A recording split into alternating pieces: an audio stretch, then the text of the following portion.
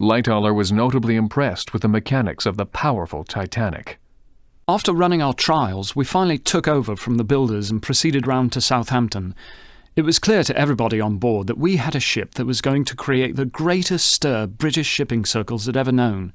For one thing, she was the first ship to be fitted with a third screw, driven by a low-powered turbine. For manoeuvring, the 2 wing screws alone were used, but once clear of the land, steam from low-pressure cylinders was turned into this turbine, and undoubtedly it gave her a wonderful turn of speed. Second Officer Charles Lightoller. Violet Jessop, a stewardess already familiar with the Olympic, was thrilled that designer Thomas Andrews asked some stewards how he could make Titanic even more comfortable than Olympic. It was quite unusual for members of the catering department to be consulted about changes that would benefit their comforts or ease their toil.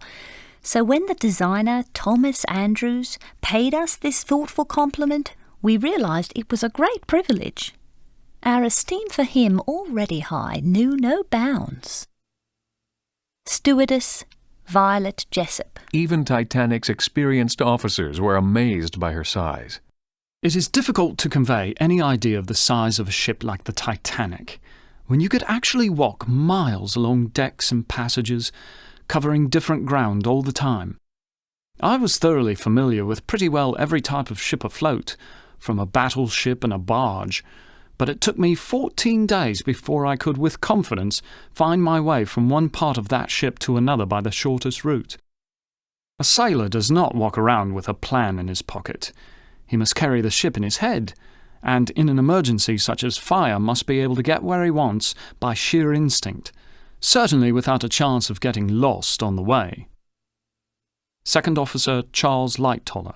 The highest-paid captain on the sea was also highly modest. When anyone asks me how I can best describe my experience in nearly 40 years at sea, I merely say uneventful.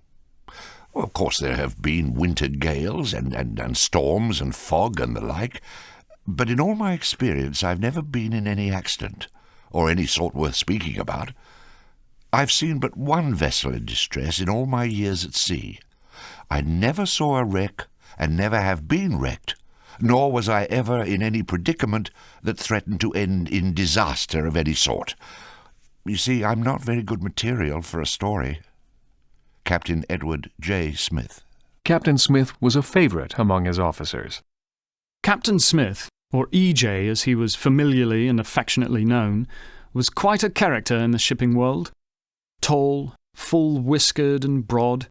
At first sight you would think to yourself, here's a typical Western Ocean captain. Bluff, hearty, and I'll bet he's got a voice like a foghorn. As a matter of fact, he had a pleasant, quiet voice and an invariable smile. He was a great favourite and a man any officer would give his ears to sail under.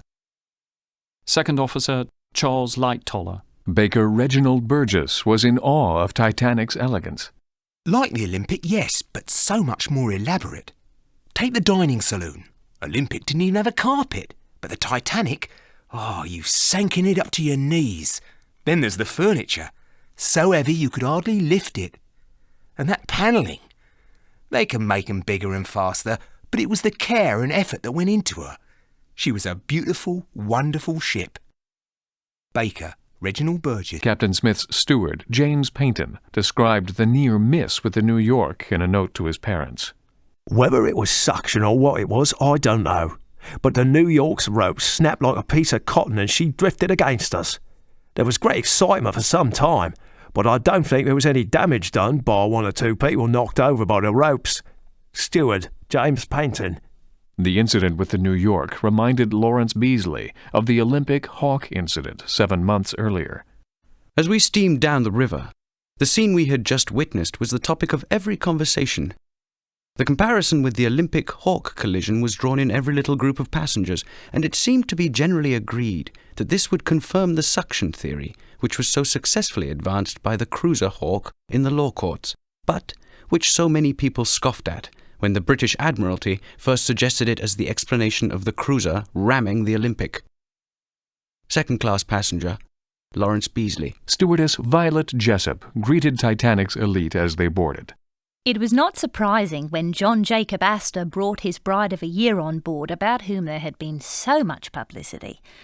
Instead of the radiant woman of my imagination, one who had succeeded in overcoming much opposition and marrying the man she wanted, I saw a quiet, pale, sad-faced, in fact dull young woman arrive listlessly on the arm of her husband, apparently indifferent to everything about her. It struck me for the first time that all the wealth in the world did not make for inward contentment. Next appeared a delightful old couple, old in years and young in character, whom we were always happy to see join us. Mr. and Mrs. Strauss had grown old so gracefully and so together. Stewardess Violet Jessop. Fireman John Podesta recalls watching a fellow crewman desert Titanic at Queenstown. All the White Star boats and Cunard liners outbound called here to pick up mails and passengers by tender, and it was the custom for we firemen and trimmers to go up on deck and carry the mails from the tender to the mail room. A fireman I knew very well, John Coffey, said to me, "Jack, I'm going down this tender to see my mother." He asked me if anyone was looking, and I said no and bid him good luck. A few seconds later he was gone. Fireman John Podesta. Archibald Gracie attends to both body and soul on Sunday morning aboard Titanic.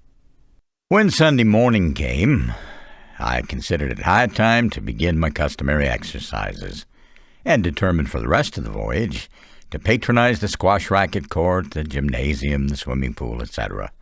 I was up early before breakfast and met the professional racket player in a half-hour's warming up, preparatory for a swim in the 6-foot deep tank of salt water heated to a refreshing temperature. In no swimming bath had I ever enjoyed such pleasure before.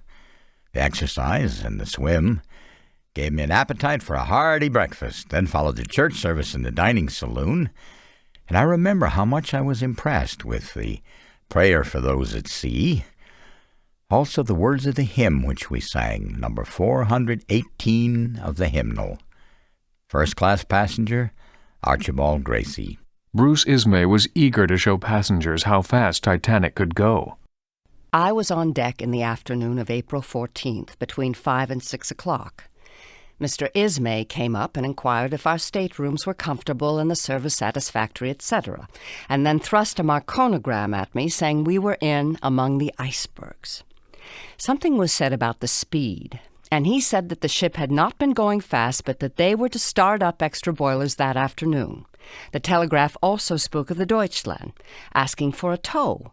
And when I asked him what they were going to do about this, he said they had no time for such matters. Our ship wanted to do her best, and something was said about getting in Tuesday night. The strong impression on my mind was that they were speeding the ship up to get away from the ice, and that we would probably get in late Tuesday night or early Wednesday morning. Mr. Ismay's manner was that of one in authority and the owner of the ship, and that what he said was law. First-class passenger Emily Ryerson. Rumors of ice were circulating among the passengers.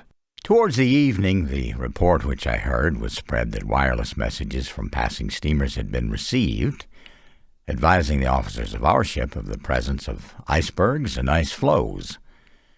The increasing cold and the necessity of being more warmly clad when appearing on deck were outward and visible signs in corroboration of these warnings. But despite them all, no diminution of speed was indicated and the engines kept up their steady running. First-class passenger, Archibald Gracie. Second Officer Lightoller is relieved for the night. Murdoch, the first officer, took over from me in the ordinary way. I passed on the items of interest, as we called them, course, speed, weather conditions, ice reports, wished him joy of his watch, and went below. But first of all I had to do the rounds, and in a ship of that size it meant a mile or more of deck, not including a few 100 feet of ladders and staircases. Second Officer Charles Lightoller.